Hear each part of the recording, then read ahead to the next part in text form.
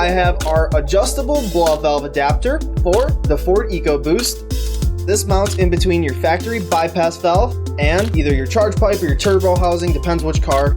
It fits different applications, so be sure to see our listing to see which ones it fits. What it does is it effectively turns your factory BPV into a vent to atmosphere blow-off valve. Now we offer two different types. This one is our adjustable one, meaning it has 9 set screws on the side. You can basically adjust the volume as you like. So if it's too loud, you can put a screw in. If it's too quiet, you can take one out.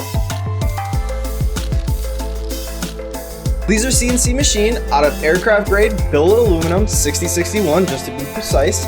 And they are anodized in 4 different colors. Go check them out. If you've got a Ford EcoBoost, go buy one. Make some noises. Don't let your wife know.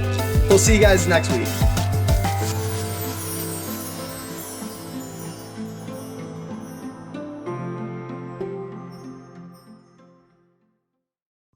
Thank you so much for watching, but before you go, here's 2 other videos you might like.